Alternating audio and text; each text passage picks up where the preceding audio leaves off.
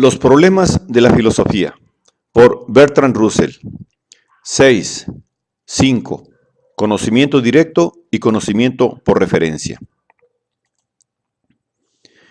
En el capítulo precedente hemos visto que hay dos clases de conocimiento de cosas y conocimiento de verdades.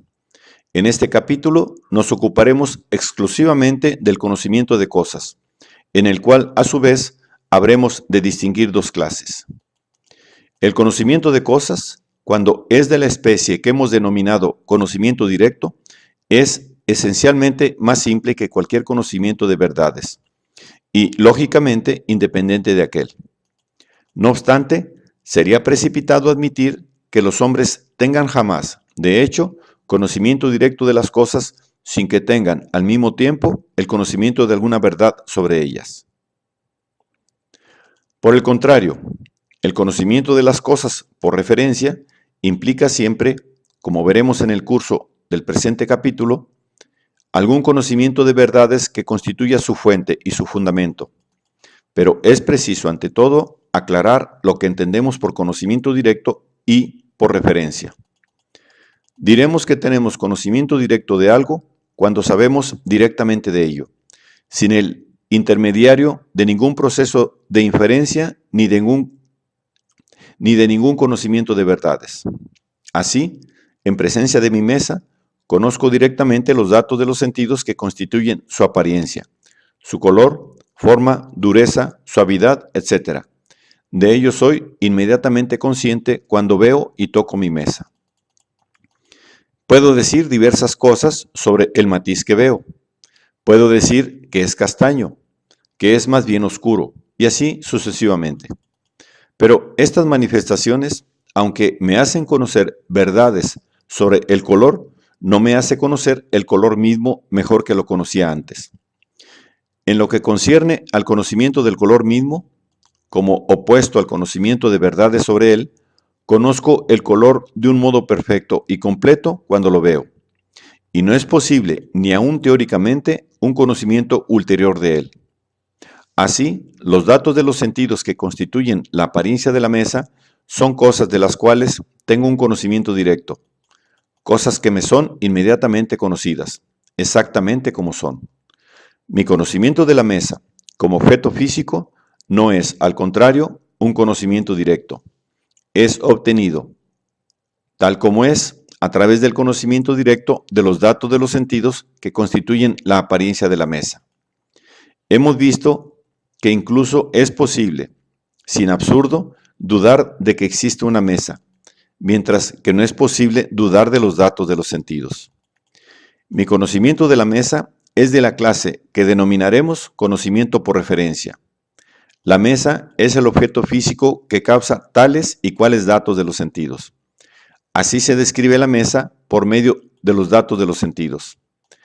Para conocer una cosa cualquiera sobre la mesa, debemos conocer verdades que la pongan en conexión con las cosas de las cuales tenemos un conocimiento directo. Nos es preciso saber que tales y cuales datos de los sentidos son causados por un objeto físico. No hay un estado de espíritu en que sepamos directamente algo de la mesa. Todo nuestro conocimiento de la mesa es realmente un conocimiento de verdades, y la cosa misma que constituye la mesa, estrictamente hablando, no nos es conocida en absoluto. Conocemos una referencia o descripción y sabemos que hay un objeto al cual se aplica exactamente, aunque el objeto mismo no nos sea directamente conocido. En este caso decimos que el conocimiento del objeto es un conocimiento por referencia. Todo nuestro conocimiento, lo mismo el conocimiento de cosas que el de verdades, se funda en el conocimiento directo. Es, por consiguiente, importante considerar de qué clase de cosas tenemos un conocimiento directo. Los datos de los sentidos, como hemos visto ya, cuentan entre las cosas de las cuales tenemos un conocimiento directo. De hecho, proporcionan el ejemplo más obvio y evidente de conocimiento directo. Pero si fuera el único ejemplo, nuestro conocimiento sería mucho más restringido de lo que es. Solo conoceríamos lo que es presente a nuestros sentidos en el momento actual. nada podríamos conocer del pasado, ni tan siquiera que hay pasado, ni conoceríamos verdades alguna sobre nuestros datos de los sentidos. Pues todo conocimiento de verdades exige, como lo mostraremos, el conocimiento directo de cosas que poseen un carácter esencialmente diferente de los datos de los sentidos. Los objetos que se denominan generalmente ideas abstractas, pero que nosotros denominaremos universales. De ahí que, si queremos obtener un análisis adecuado de nuestro conocimiento, debemos considerar el conocimiento directo de otras cosas, además de los datos de los sentidos. La primera extensión que debemos considerar, más allá de los datos de los sentidos, es el conocimiento directo de la memoria.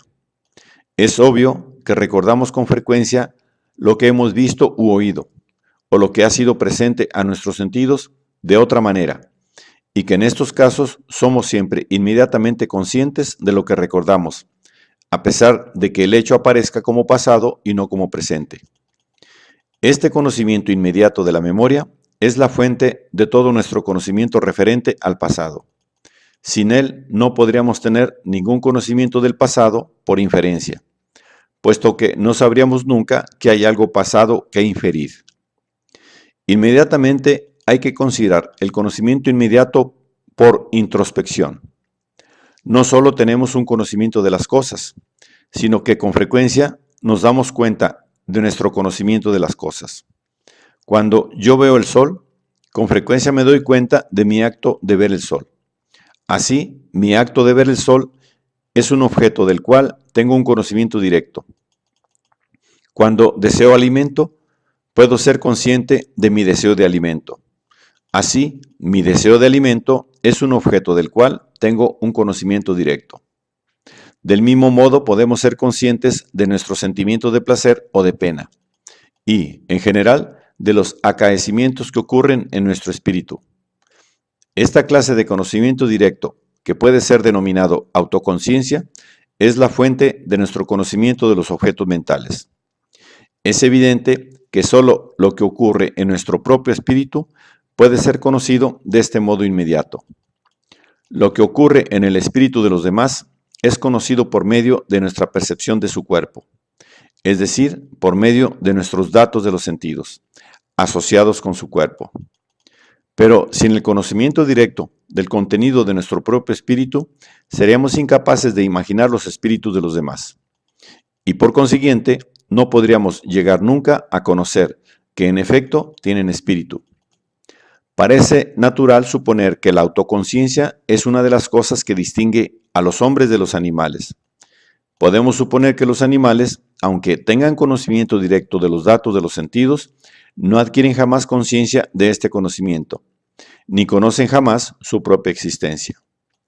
No quiero decir que duden de su existencia, sino que no adquieren jamás conciencia del hecho de tener sensaciones y sentimientos, ni, por consiguiente, del hecho de que ellos, los sujetos de sus sensaciones y sentimientos, existan. Hemos hablado del conocimiento directo del contenido de nuestro espíritu como de una autoconciencia, pero esto no es, naturalmente, la conciencia de nosotros mismos. Es la conciencia de pensamientos y sentimientos particulares. El problema de saber si tenemos un conocimiento directo de nuestra pura intimidad, como opuesta a nuestros pensamientos y sentimientos particulares, es extraordinariamente difícil, y sería precipitado resolverlo de un modo afirmativo. Cuando intentamos mirar en el interior de nosotros mismos, vemos siempre algún pensamiento o algún sentimiento particular. No el yo que tiene el pensamiento o el sentimiento. Sin embargo, hay algunas razones para opinar que tenemos un conocimiento directo de nuestro yo, aunque sea muy difícil separar este conocimiento de otras cosas. Para poner en claro la clase de razones de que se trata, consideramos por un momento lo que implica en realidad nuestro conocimiento de pensamientos particulares. Cuando tengo el conocimiento directo de mi visión del sol, parece evidente que tengo el conocimiento directo de dos cosas diferentes que se hallan en relación recíproca. De una parte existe el dato de los sentidos, que representa, para mí. De otra parte existe el sujeto que ve este dato de los sentidos.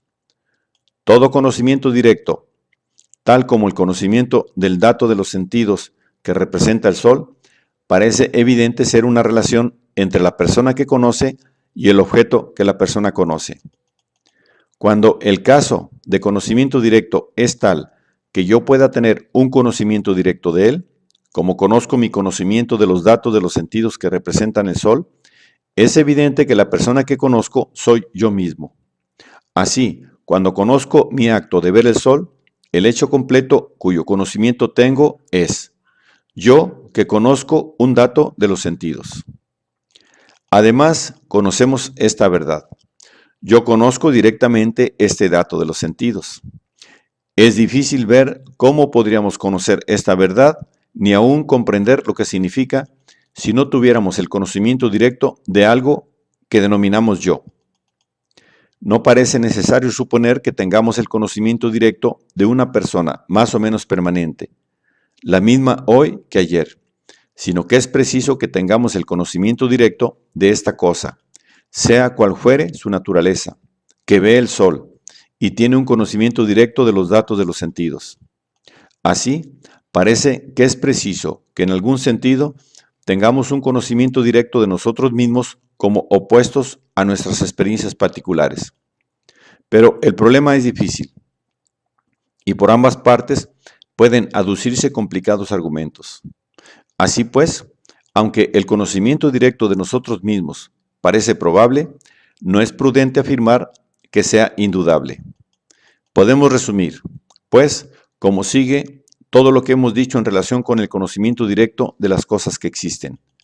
Tenemos un conocimiento, en la sensación, de los datos de nuestros sentidos exteriores y en la introspección, de los datos de lo que podemos denominar el sentido interno, pensamientos, sentimientos, deseos, etc. Tenemos un conocimiento directo en la memoria de las cosas que han sido datos de cualquiera de los sentidos exteriores o del sentido interior. Además, es probable, aunque no cierto, que tenemos un conocimiento directo de nosotros mismos, como de algo que se da cuenta de las cosas o las desea. Además de nuestro conocimiento directo de las cosas particulares que existen, tenemos un conocimiento directo de lo que denominamos universales, es decir, ideas abstractas, como la blancura, la diversidad, la fraternidad, y así sucesivamente. Toda frase completa debe contener al menos una palabra que represente una idea universal, puesto que todos los verbos tienen un sentido universal. Volveremos a estudiar los universales en el capítulo 9. Por el momento, es necesario tan solo guardarnos de la suposición de que todo lo que puede ser conocido de un modo directo debe ser particular y existente. Aprender los universales se denomina concebir, y los universales que aprenderemos se denominan conceptos. Se habrá observado que entre los objetos de los cuales tenemos un conocimiento directo no hemos incluido los objetos físicos, como opuestos a los datos de los sentidos, ni los espíritus de las otras personas. Estas cosas no son conocidas por lo que yo denomino conocimiento por referencia. Es lo que vamos a considerar ahora. Por referencia entiendo toda frase de la forma un esto o aquello, o el esto o aquello. Denominaré referencia ambigua a la frase de la forma un esto o aquello, y referencia definida a la frase de la forma el esto o aquello, en singular. Así, un hombre es una referencia ambigua, y el hombre de la máscara de hierro es una descripción definida. Varios problemas están en conexión con la definición ambigua, pero los paso por alto, porque no conciernen directamente a la materia que analizamos, o sea, la naturaleza de nuestro conocimiento en relación con los objetos, en el caso en que sabemos que hay un objeto que corresponde a una referencia definida, aunque no tengamos un conocimiento directo de este objeto. Es una materia que concierne exclusivamente a las referencias definidas. Por consiguiente, en lo que sigue hablaré simplemente de referencias para mencionar las referencias definidas. Referencia será, pues, una frase de la forma el esto o aquello en singular. Diremos que que un objeto es conocido por referencia cuando sabemos que es esto o aquello, es decir, cuando sabemos que hay un objeto y no más, que tiene una determinada propiedad, y generalmente se sobreentenderá que no tenemos un conocimiento directo del mismo objeto. Sabemos que el hombre de la máscara de hierro ha existido y conocemos varias proposiciones referentes a él, pero no sabemos quién era. Sabemos que el candidato que obtenga mayor número de votos será elegido, y en este caso es muy posible que conozcamos directamente, en el único sentido en que es posible conocer directamente a otro, al hombre que es. De hecho, el candidato que obtendrá mayor número de votos, pero no sabemos cuál de los candidatos es decir, no conocemos ninguna proposición de la forma A es el candidato que obtendrá mayor número de votos, en el cual A represente el nombre de uno de los candidatos. Diremos que tenemos meramente un conocimiento por referencia de esto o aquello cuando aunque sepamos que esto o aquello existe y aunque nos sea posible tener un conocimiento directo del objeto, que de hecho es esto o aquello, no conocemos ninguna proposición de la forma A es esto o aquello, en la cual A sea algo de lo cual tengamos un conocimiento directo. Cuando decimos esto o aquello existe, queremos decir que hay justamente un objeto que es esto o aquello. La proposición A es esto o aquello significa que A tiene esta propiedad determinada, esto o aquello, y que nadie más la posee. A es el candidato unionista por esta circunscripción. Significa A y no otro. Es el candidato unionista por esta circunscripción. El candidato unionista por esta circunscripción existe. Significa alguien es el candidato unionista por esta circunscripción y no otro que él. Así, cuando tenemos un comienzo directo de un objeto que es esto o aquello, sabemos que esto o aquello existe. Pero podemos saber que esto o aquello existe sin tener un conocimiento directo de ningún objeto, que sepamos ser esto o aquello, y aún sin tener un conocimiento directo de ningún objeto que sea, en efecto, esto o aquello. Los nombres comunes y aún los nombres propios son generalmente verdaderas referencias. Es decir, el pensamiento que está en el espíritu de una persona que usa correctamente un nombre propio no puede ser explicado generalmente de un modo explícito, sino sustituyendo el nombre propio por una referencia. Además, la referencia necesaria para expresar el pensamiento variará en las personas, o para la misma persona, con el transcurso del tiempo. La única cosa constante, mientras el nombre se use correctamente, es el objeto al cual se aplica el nombre. Pero en tanto que esto permanece constante, la referencia particular implicada no distingue de ordinario la verdad o falsedad de la proposición en que el nombre aparece. Tomemos algunos ejemplos.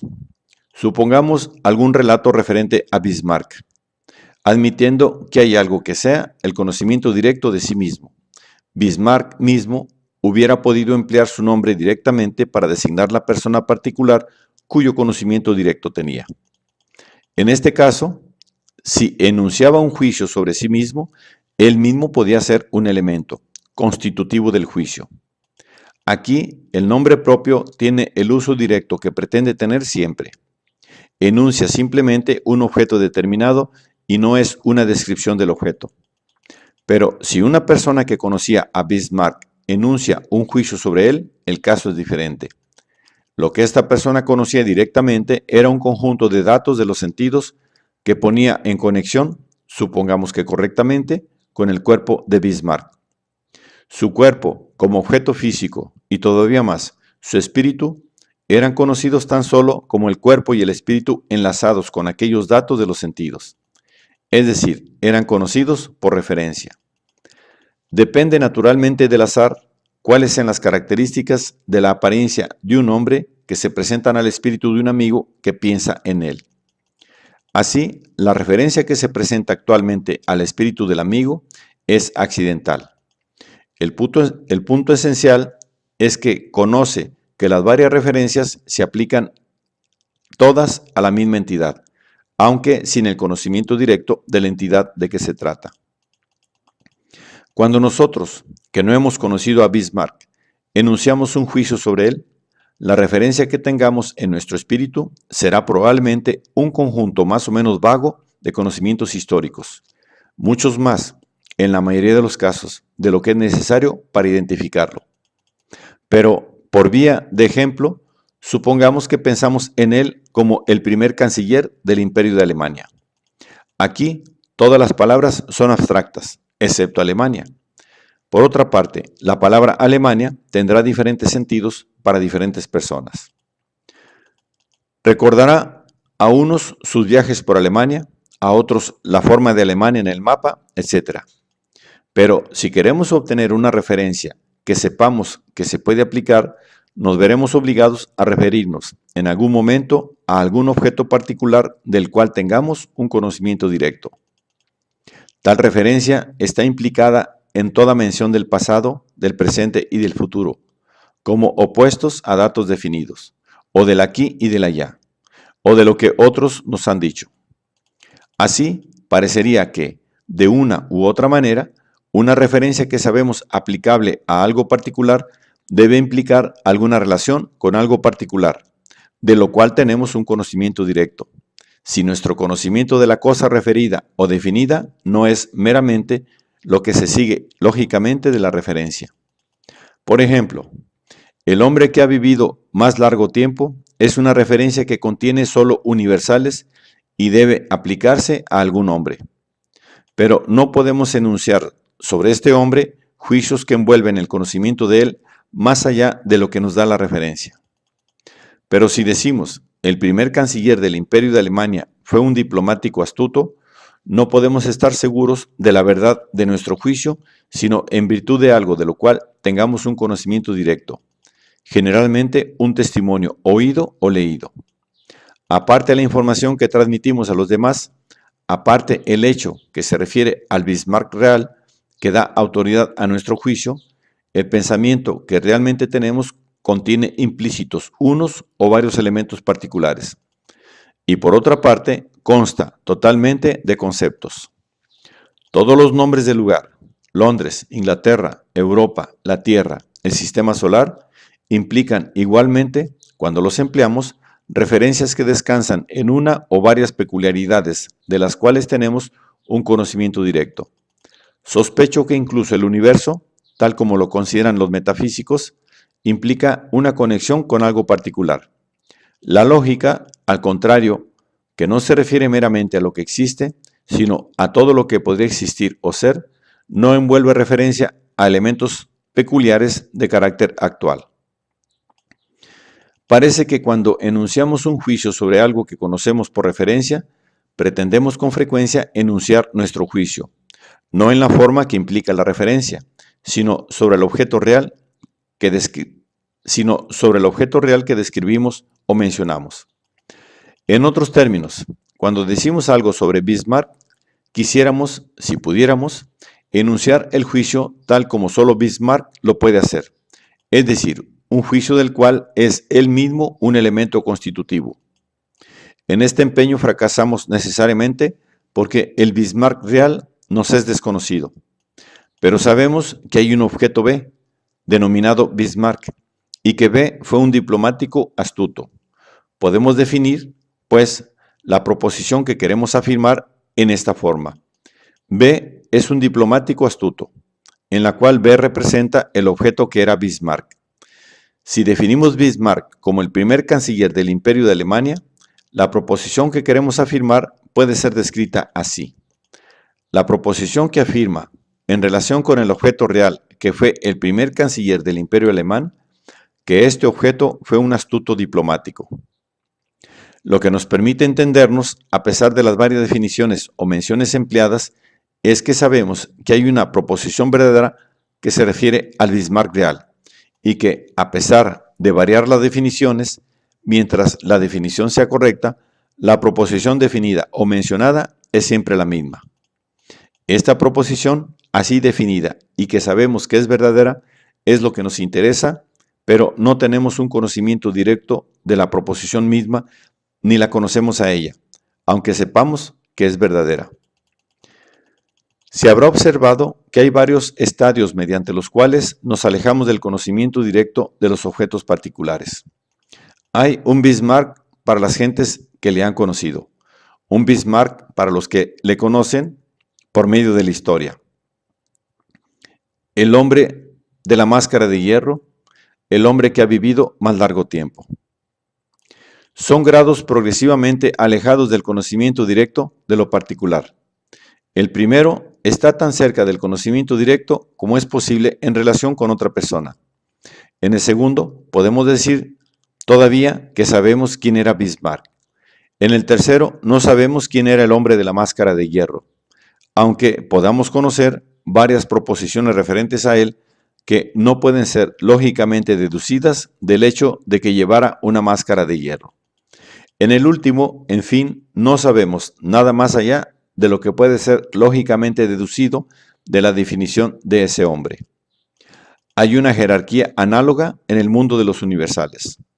Muchos universales, como muchos particulares, solo nos son conocidos por referencia. Pero aquí, como en el caso de lo particular, el conocimiento relativo a lo que puede ser conocido por referencia puede reducirse en última instancia al conocimiento relativo a lo que puede ser directamente conocido. El principio fundamental en el análisis de las proposiciones que contienen referencias es el siguiente. Toda proposición que podamos entender debe estar compuesta exclusivamente por elementos de los cuales tengamos un conocimiento directo. No contestaremos, en el estadio que hemos alcanzado, a todas las objeciones que puedan suscitarse en relación con este principio fundamental. Por el momento indicaremos tan solo que, por un camino u otro, debe ser posible oponerse a esas objeciones, pues es difícil concebir que se pueda enunciar un juicio o hacer una suposición si no conocemos aquello de lo cual juzgamos o sobre lo cual suponemos. Es preciso que concedamos algún sentido a las palabras que usamos, si queremos hablar de un modo significativo, y no solo emitir unos ruidos, y el sentido que atribuimos a las palabras debe ser algo de lo cual tengamos un conocimiento directo. Si formulamos, por ejemplo, un juicio sobre Julio César, es evidente que Julio César mismo no está presente en nuestro espíritu, puesto que no tenemos un conocimiento directo de él. Tenemos en el espíritu alguna referencia de Julio César, el hombre que fue asesinado en los idus de marzo, el fundador del Imperio Romano, o acaso simplemente el hombre cuyo nombre era Julio César. En esta última definición, Julio César es un ruido del cual tenemos un conocimiento directo. Así, nuestro juicio no significa exactamente lo que parece significar, sino que significa algo que envuelve, en lugar de Julio César, alguna definición de él, compuesta exclusivamente de particulares y universales, de los cuales tenemos un conocimiento directo. La importancia principal del conocimiento por referencia es que nos hace capaces de ir más allá de los límites de nuestra experiencia privada. A pesar del hecho de que no podemos conocer verdades que no estén compuestas exclusivamente de términos que hayamos experimentado por un conocimiento directo, podemos tener un conocimiento por referencia de cosas que no hemos experimentado jamás. Teniendo en cuenta la extraordinaria estrechez de nuestra experiencia inmediata, este resultado es vital, y en tanto que no se comprende, una gran parte de nuestro conocimiento debe permanecer misteriosa y por lo tanto incierta.